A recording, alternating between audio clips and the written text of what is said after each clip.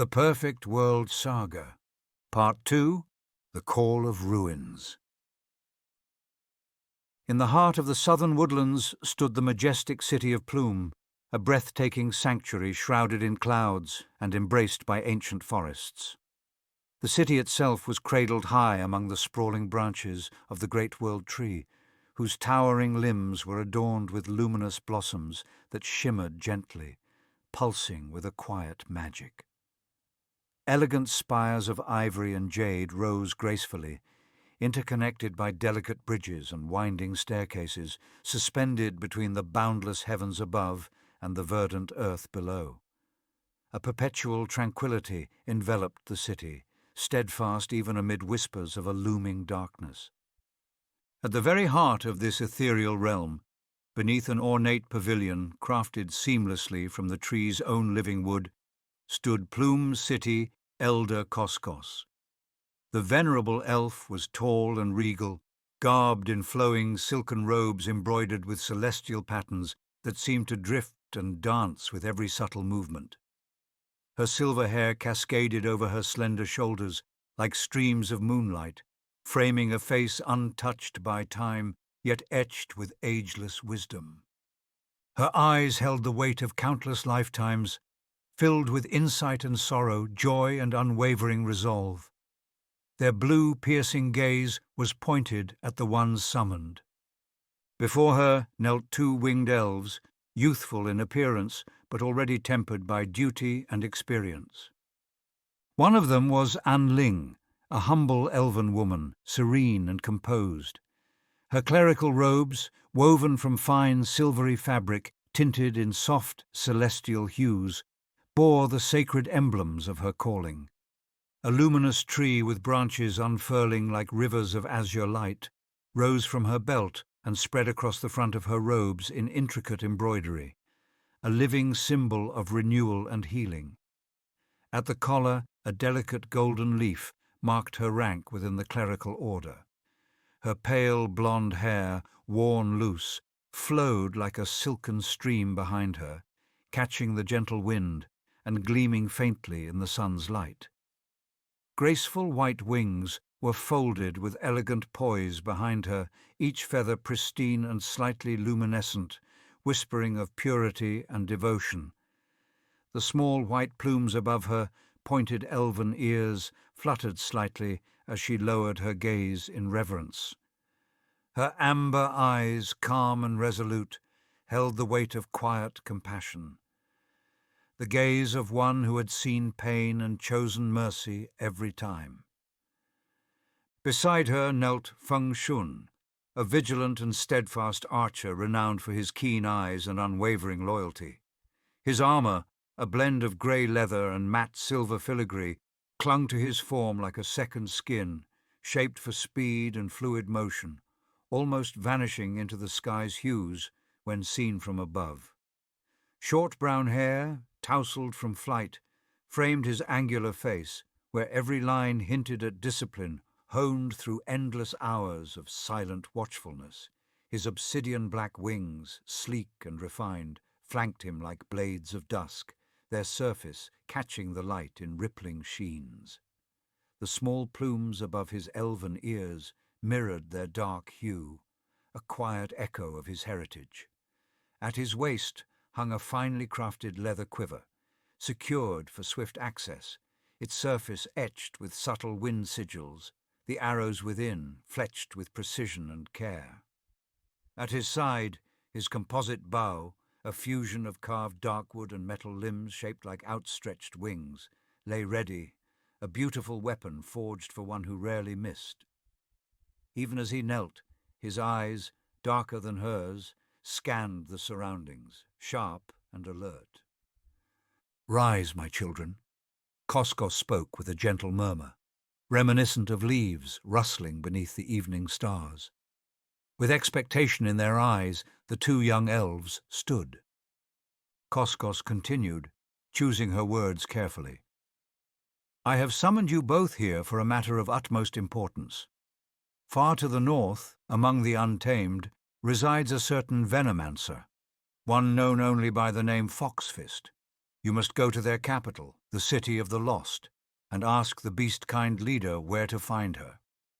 At the mention of the Untamed, Feng Shun's stoic expression tightened ever so slightly, a faint shadow passing briefly across his usually composed features. And Ling glanced sideways, sensing his hesitation, her brows knitting delicately in shared unease. The alliance between elves and beast-folk was tenuous, rooted more in necessity than trust. "Forgive me, Elder," Feng Shun ventured, voice firm yet respectful. "Are we certain that involving the Untamed is wise?" Koskos met his gaze gently, understanding his concern.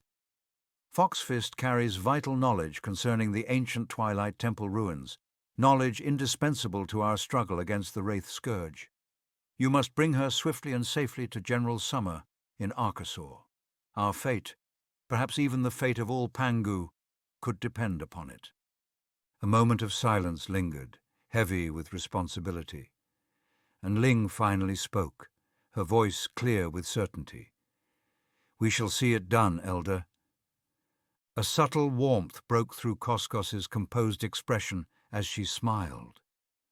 "Then fly swiftly, and may the winds guide you."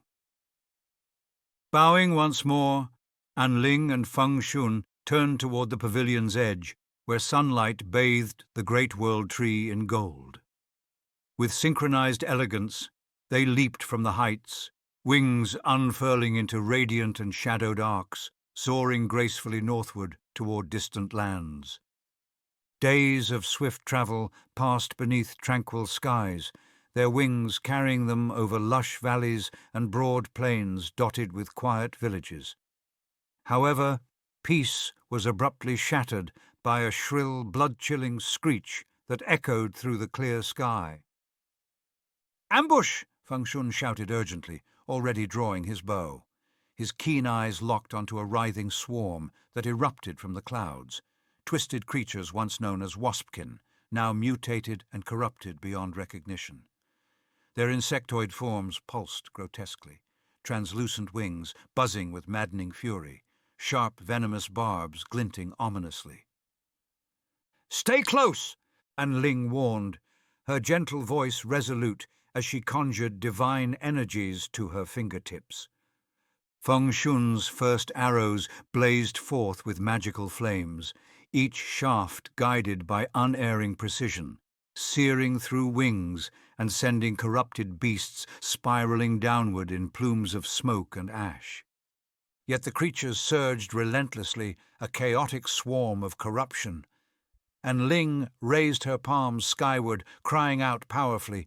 "Thunder's kiss!" she cried, as a surge of silver lightning burst from her staff. The arcane energy split the air with a thunderous crack, branching outward like jagged veins of light across the sky. Each bolt sliced cleanly through the corrupted swarm, illuminating their bodies in flashes of searing brilliance, slowing their advance and granting Feng Shun precious moments to land devastating blows. "Cover me!" Feng Shun yelled, preparing his most potent shot. Channeling his chi, he loosed a golden projectile that shimmered like sunlight on water. "Sharpened tooth arrow!" he cried. Mid-flight, the bolt split with a sharp metallic clang into 3 piercing shards of energy. They tore through the air, striking the swarm's towering waspkin leader and his nearest guards, blasting them apart and sending their mangled forms tumbling through the sky. But victory was fleeting.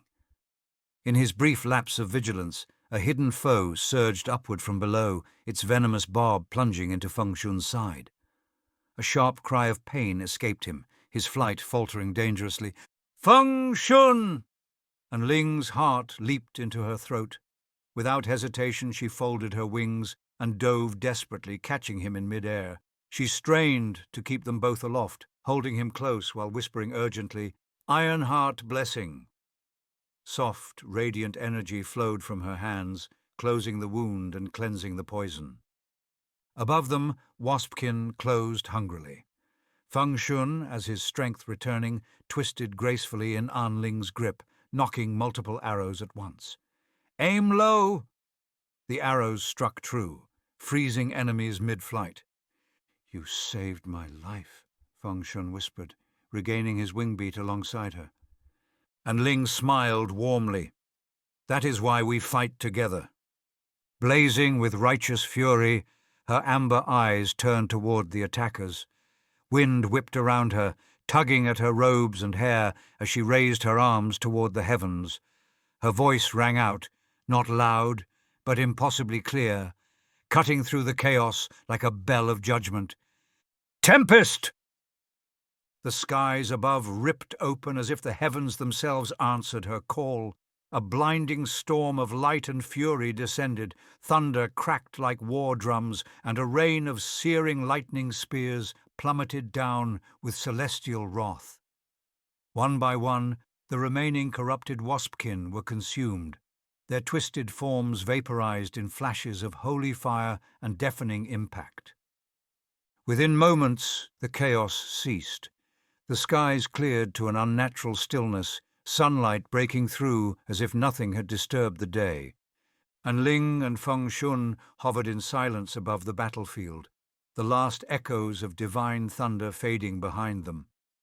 The scorched air shimmered below, while high above, the wind swept through with the scent of ozone, like a breath of the heavens striving to cleanse the sky of the waspkin's lingering dread.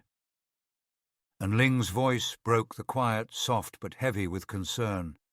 The wraith corruption is spreading more and more. I can feel it in the elements themselves. Feng Shun glanced her way, eyes steady beneath furrowed brows. The elders will find a way to counter it, he encouraged. I bet the mission we're on is part of that plan. With a silent nod, the two turned their wings northward, cutting through the golden air as the land unfurled beneath them, haunted, waiting. Few hours later they arrived. Rugged and imposing, the city of the lost rose on the horizon as dusk settled gently across the sprawling land. The twilight painted the sky above the beast-kind capital with shades of violet and crimson, illuminating the towering ballistae set atop rocky spires. These massive wooden engines stood as vigilant sentinels, ready to unleash devastating force against any airborne intruders.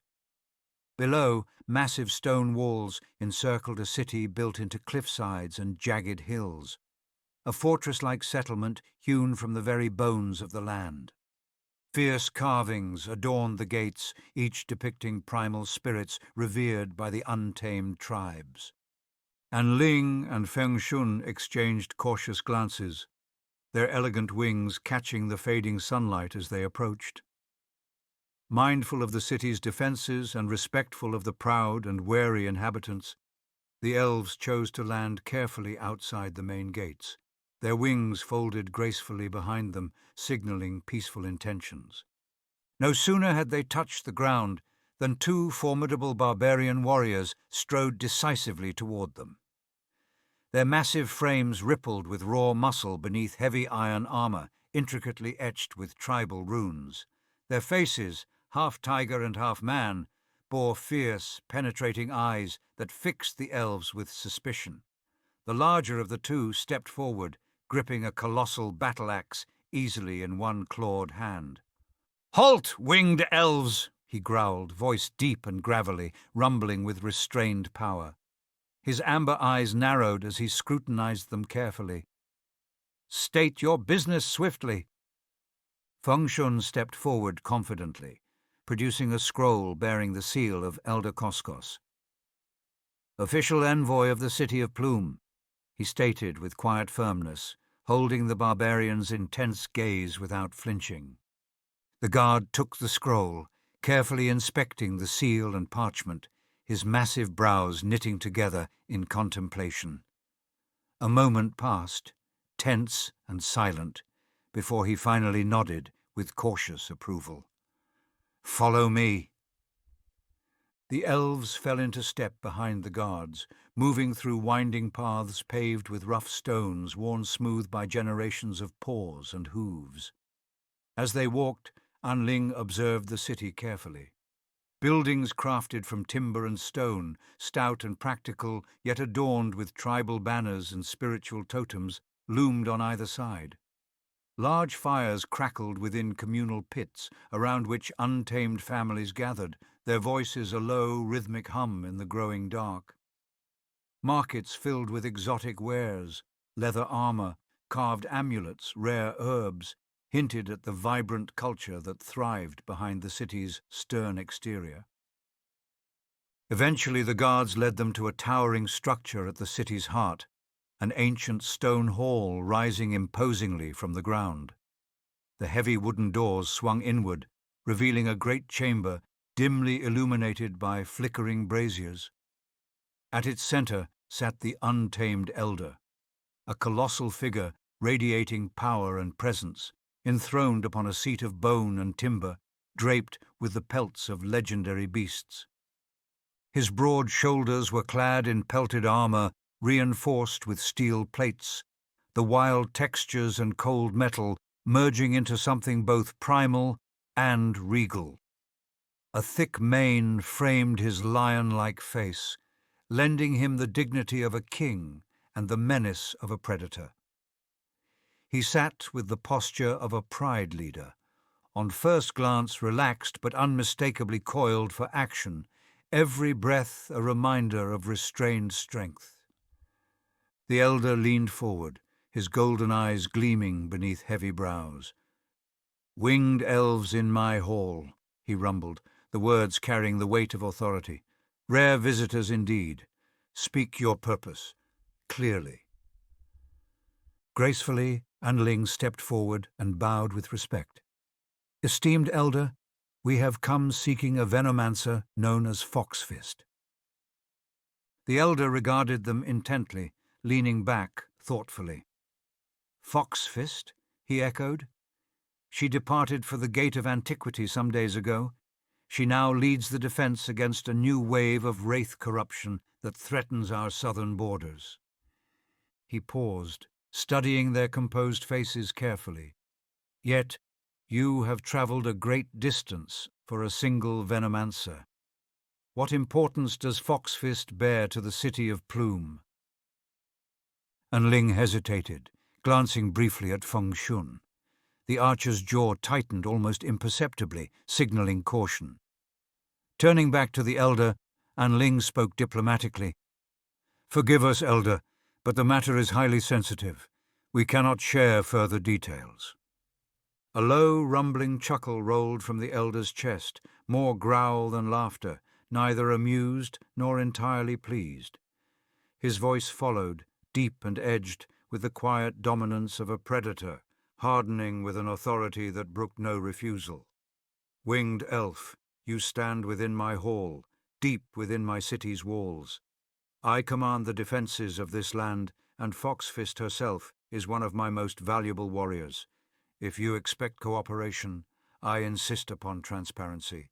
Allies should keep no secrets from one another, especially when the threat of the Wraiths grows daily." Anling hesitated once more, uncertain. Feng Shun interjected smoothly, sensing the rising tension. "With respect, Elder, our orders from Plume City Elder Koskos were explicit. This information—" "Elder Koskos and I have stood side by side in wars you young elves have only read of in scrolls." The elder interrupted firmly, his voice unyielding yet not unkind. "Whatever your secrets are, I assure you, they are safer with me than elsewhere." The two elves exchanged a meaningful glance, recognizing the wisdom and sincerity in the elder's words. Finally, Anling nodded, deciding trust was necessary. "Elder, we were sent to locate Foxfist due to her knowledge of the Twilight Temple ruins. Our instructions are to bring her swiftly to General Summer in Arkasaur." The elder raised a thick, bushy eyebrow, clearly intrigued by this revelation. "The Twilight Temple?" He leaned forward, his eyes alight with a sudden and intense curiosity. "Interesting indeed. Very interesting." A moment passed in silence as he considered this new information, before eventually nodding solemnly. "If Foxfist's knowledge pertains to the ancient ruins, then it truly is vital. You are right to seek her, though I confess surprise that the winged elves would be involved in such an old and dangerous matter. "We share a common enemy, Elder," Feng Shun spoke resolutely. "The corruption spares none. The secrets of the Twilight Temple may hold the key to protecting us all." The elder nodded thoughtfully, satisfied with their answer. "Then I shall not delay you further. You have my blessing to cross freely through our air defences. My ballistae shall hold their fire." And Ling bowed deeply once again, gratitude evident in her voice. "Thank you, Elder. Your trust and understanding is very much appreciated." He waved dismissively but not unkindly. "Farewell, winged elves. May your wings be swift and your aim true." With final respectful bows, the elves turned, leaving the grand hall. Once outside, they unfurled their wings gracefully and lifted off southeast toward the small town of Gate of Antiquity. Seated on his throne, the untamed elder rested his massive lion-like jaw on a clawed hand. "They passed the test. Elder Koskos chose well," he rumbled, his voice like distant thunder. Though they had yielded to his demand for trust, they had done so with caution, not blindness. In the days ahead, the Allied army would need soldiers who could think as well as fight. The smirk that tugged at his beastly features was an unsettling sight, one his allies still hadn't grown used to. As the twilight deepened to darkness, the elves drew near the Gate of Antiquity, a small town shaped like a square, surrounded by 4 high, sturdy stone walls scarred by countless battles. Below, a scene of desperation unfolded. With screeches like battle cries, a swarm of grotesquely mutated creatures assailed the battered gates. From their vantage point above the tree line, An Ling and Feng Shun assessed the battlefield. The barred gate on the southern side had been breached, its splintered remains strewn across the ground like broken ribs. Just beyond it, defenders had formed a tight, desperate half-circle around the opening, holding back a tide of shrieking wraiths with crude spears and makeshift weapons. Along the crumbling ramparts, others fought to keep the walls clear of corrupted forest beasts, mutated remnants of once harmless creatures. Overgrown serpents and bloated centipedes clawed and slithered up the stone, joined by grotesque, buck-toothed rabbits that snapped with unnerving speed. At the heart of it all, atop the battered ramparts, stood a slender figure surrounded by a shimmering barrier of magical brambles. Foxfist, unmistakable in her primal grace, was a striking sight even amid the chaos. Shorter than most, with a lithe frame wrapped in supple leather armor, she stood firm. Her orange-hued hair, tousled and wild, brushed just past her pale shoulders, catching the torchlights like flame. A fox's tail flicked behind her with restless energy as she unleashed wave after wave of venomous magic at the attackers. There was a delicate, almost girlish beauty to her, freckled skin and soft features that belied the sharp intellect and predator's instinct behind her amber eyes. Clutched in one hand was her curious staff, gnarled like a freshly broken branch, its leaves glimmering faintly, etched with runes pulsing with latent power. "Hold your ranks! Don't let them break through!" she shouted fiercely, her voice cutting through the din like a blade. In a blur of motion, she shifted fluidly between her human form and the sleek, agile fox she truly was. Each transformation was seamless. One moment, a battle-hardened woman directing the town's ragtag militia, the next, a darting vulpine figure leaping through enemies with venom-laced strikes. With each shift, her leather armor rippled and reformed, reshaping itself gracefully to suit her changing form, a living second skin molded by magic and instinct. Above her soared her battle companion, a massive tamed waspkin who shrieked and dove. Its sting tore through corrupted beasts mid-air, unleashing bursts of corrosive venom that melted armor and flesh alike. Yet what astonished the elves most was the diversity of the defenders. These were not seasoned warriors, but ordinary folk, wielding farming implements, axes, clubs, and crude spears. Beast-kind townsfolk, wolfmen, foxwomen, deer-like creatures, stood shoulder to shoulder with human peasants, a surprising sight in these lands. Humans clad in patched clothing, faces grim with determination and desperation, clearly refugees driven from their homes by the relentless wraith corruption. "They fight side by side," Anling murmured in awe. "Humans and untamed." "Desperation makes strange allies," Feng Shun replied grimly, nocking an arrow. "They'll be overwhelmed without help. Let's move." Swiftly descending, the elves folded their wings mid-flight and landed dramatically in the town square, drawing surprised glances from the weary defenders. A stout barbarian, holding a rusted axe, his face streaked with sweat and blood, called out in shock, "Winged elves, what brings you here?" "Reinforcements," Feng Shun answered swiftly. "Hold firm. We'll clear them out." And Ling wasted no time, her heart swelling with compassion as she saw wounded fighters lying on the blood-stained cobblestones. Raising her arms gracefully, her voice rang clear above the chaos, serene yet powerful. "Regeneration aura."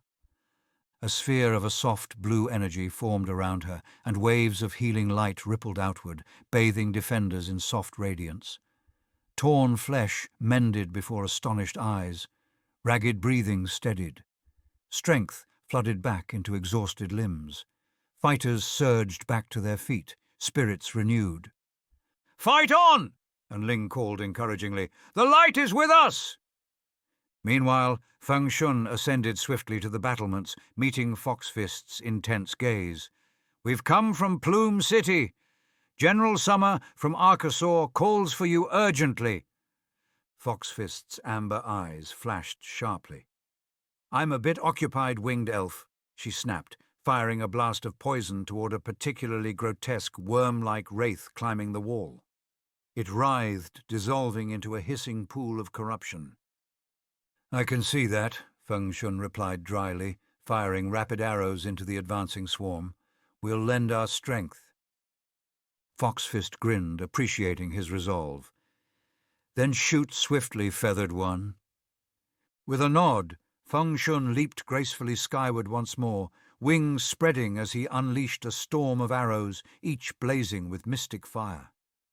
"Barrage of arrows!" he shouted, voice echoing through the night sky.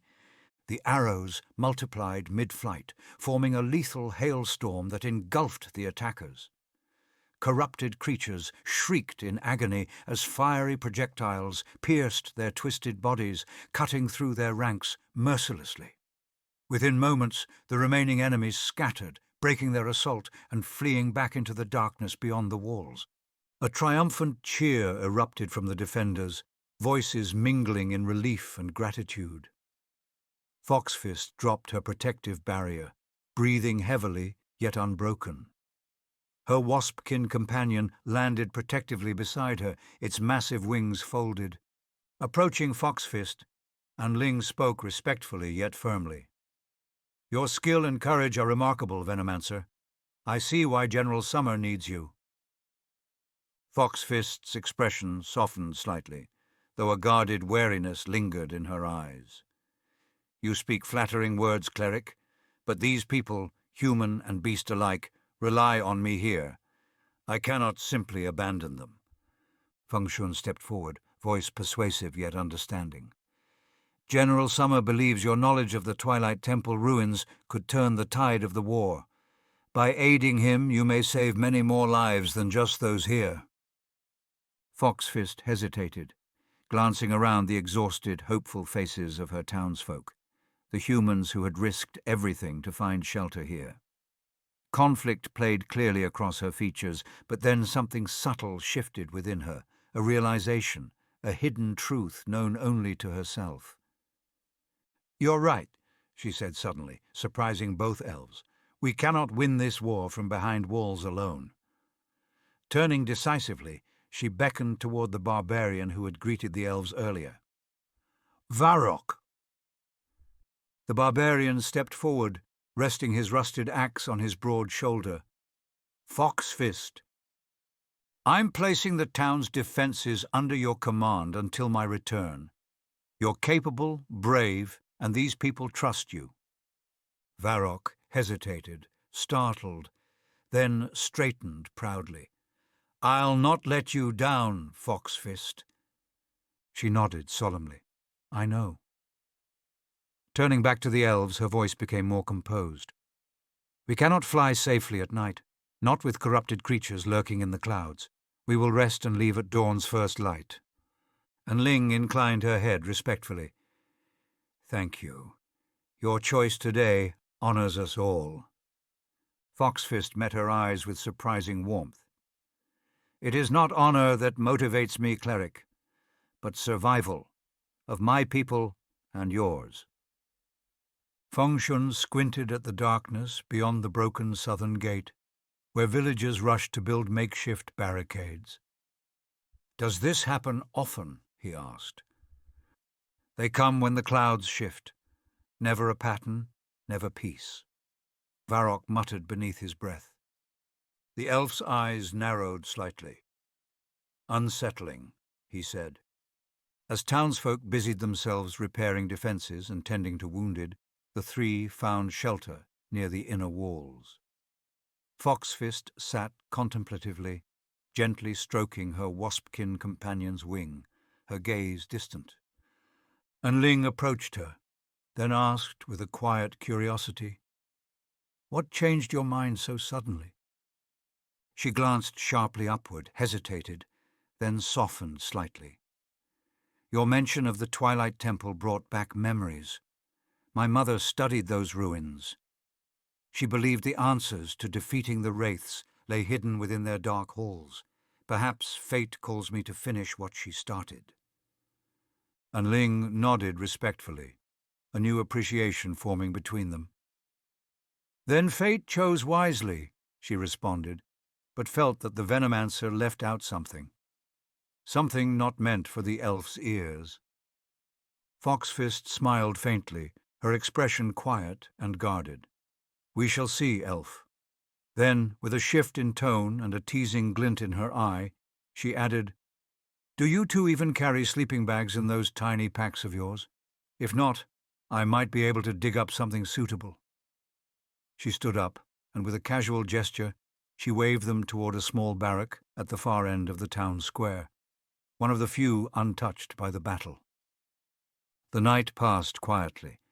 As the first rays of dawn stretched across the square, the three emerged, readying themselves for the journey ahead. Feng Jun's surprised gaze shifted between Foxfist and the creature she was preparing. The formidable cloud-chase griffin, its feathers shimmering with pale silver and gold, returned his look with stoic indifference. And Ling giggled softly. "Nice ride," she said. Once the saddle was secured, Foxfist gave a quick jump, swung herself into the seat, and tugged lightly on the reins. The griffin responded at once, wings unfurling in a burst of motion as it ascended into the morning sky above the town. "Can you keep up, elves?" she called over her shoulder, voice half mocking, half challenging.